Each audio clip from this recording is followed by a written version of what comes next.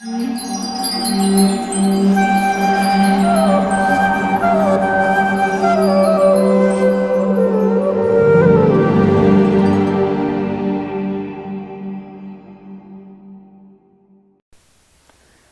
Krishna. Thank you for showing some interest in our topic of divorce and remarriage.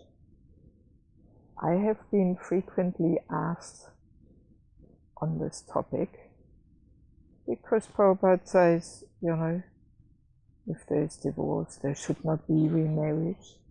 But yet, we have such a high divorce rate in ISKCON. I think it is something around 60% or something.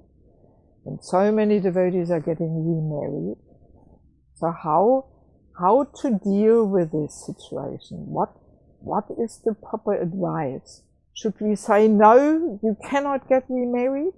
Or should we just say, okay, just get remarried? So what is the right attitude in this? So first of all, let us remember throughout the Bhagvatam, Prabhupada very clearly gives us the reasons why we have such high divorce rate. It is all there in Prabhupada's reports. It somehow seems to just take quite some time for us to accept it and understand it and digest it, but it's all there. I have firm faith that Prabhupada's books are the law books for the next 10,000 years, and Prabhupada clearly put it all there. So I have made some little effort to give some insights in what Prabhupada says in the Bhagvatam on these topics in my course, Men and Women in Spiritual Culture. You can find the recordings also on Desire Tree or on my website. And not that I want to glorify myself or something, because it is all Prabhupada. It is not my insights, it is Prabhupada's insight. But I dare say this course has saved a lot of marriages already. I'm getting these feedbacks of devotees who have taken the course. I get emails, the devotees expressing to me, this course has saved our marriage.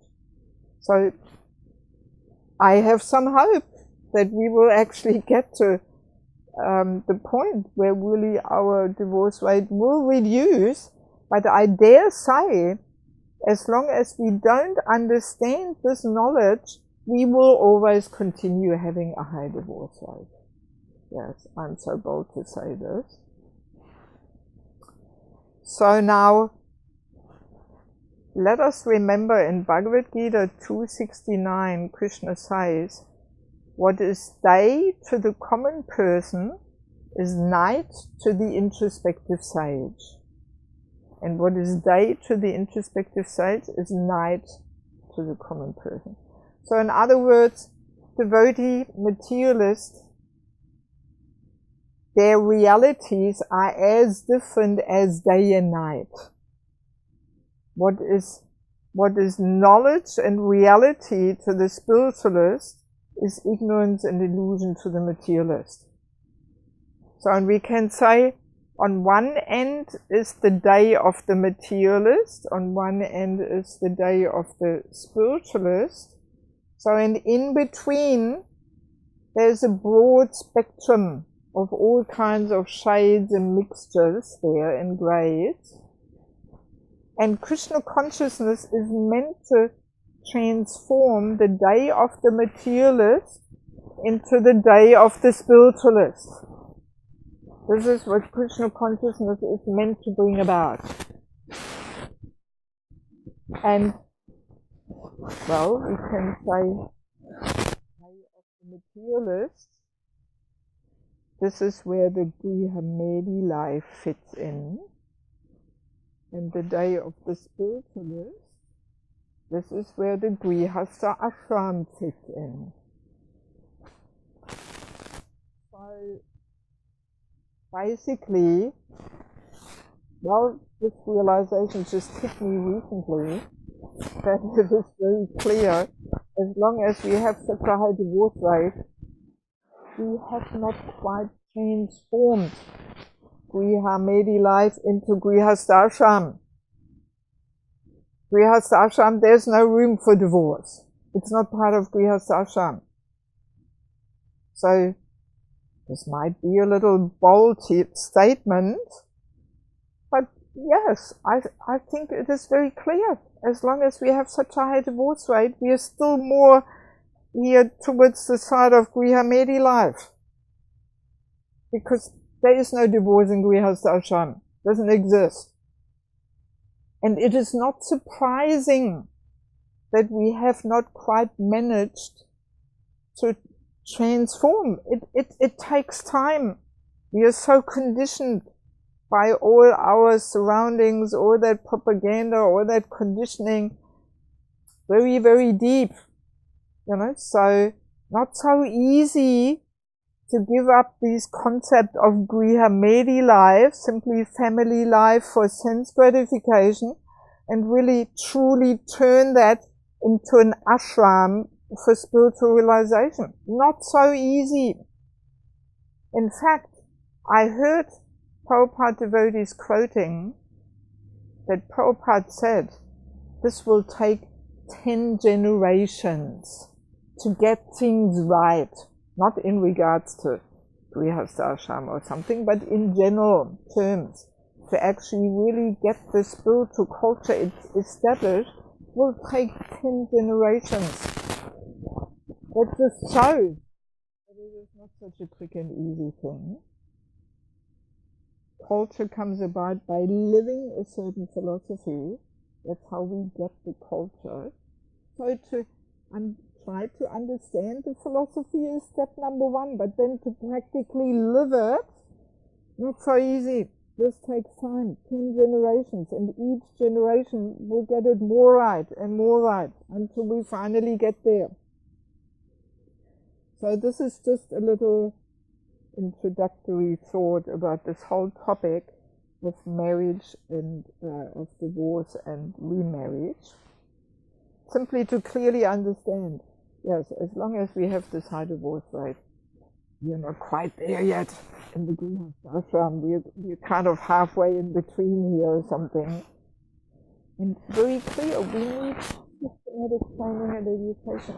Without systematic training and education, no chance to actually really help devotees to do this transformation.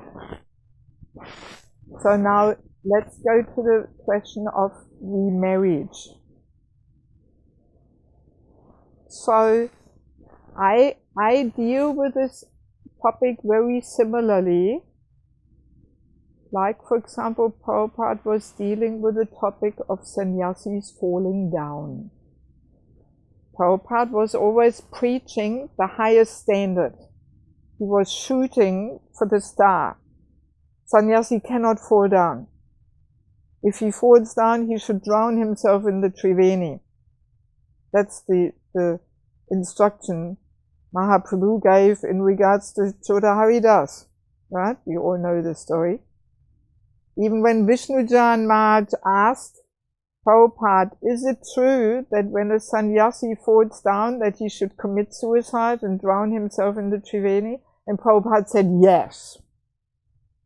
And Vishnujan somehow disappeared. And Prabhupada was undisturbed. When devotees were telling him, he was undisturbed.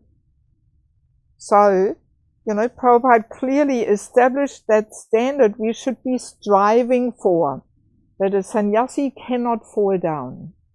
It is very, very big offense for a sannyasi to fall down. That has to be established. But then, when a sannyasi was falling down, Prabhupada also was liberal and flexible. He was saying, well, what to do? All right, just get married and continue. Right? So this is Prabhupada's, as far as I understand, this was Prabhupada's approach, that he was clearly establishing and preaching the standard we have to strive for. But then when things didn't quite work out, he could be liberal and flexible, and he said, all right, let's get married. But it doesn't mean that we say, all right, just take sannyas, and if you can't manage, you can always get married, no problem. No, we don't say that. Sannyas is a serious thing, and there's no question of fall down. You have to have that approach, otherwise taking sannyas becomes a farce. So we have to have that approach that we shoot for the rhinoceros, we shoot for the star in the sky, and then if some accidents happen, all right, what to do? Get married and continue with your spiritual life. So the same approach I personally take in regards to divorce and remarriage, that I feel we clearly have to preach.